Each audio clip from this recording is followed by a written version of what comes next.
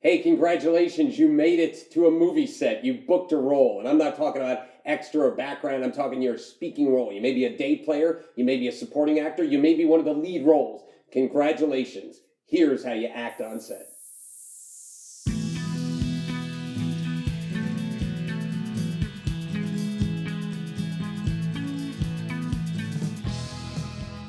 On-set etiquette is something that it takes experience to get. You need to be on set and kind of figure things out.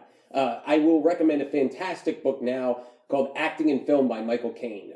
It is such a tremendously positive book because it takes the perspective that you've already booked a starring role and here's how you behave. And I remember early on in my career, I would read that book over and over again because it gets you all hyped up. Okay, and that was a fantastic book about on-set etiquette. But I'm going to throw you some tips that I've been on countless film sets, and I'm going to throw you some tips that I know just from being around. Okay, one thing is show up early. All right, don't be the guy that's late, especially in Los Angeles. It's very easy to be late. So how do you avoid that? Plan, okay? You look at there's the apps now. There's Waze, an app that you can look and you can say, I need to be there by this time, and it'll give you an alarm. You need to leave by this time.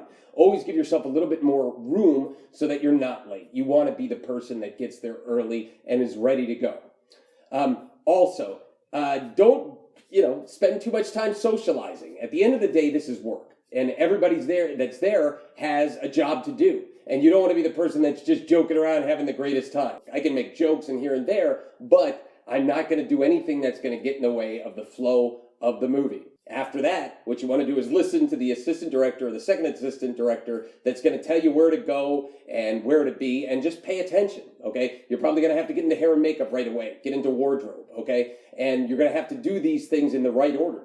At lunch, if you're an actor, you're most likely going to eat first because then you have to get right back into hair and makeup and get ready while they're setting up. So they actually move you to the front of the line, and it's not something saying the actors are better than the crew. It's truly for timing purposes that they get you in the front of the line.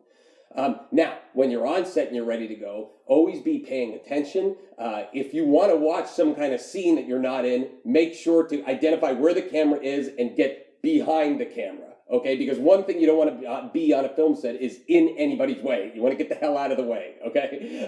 So if you're behind the camera, you're much safer that you're not going to end up in a shot.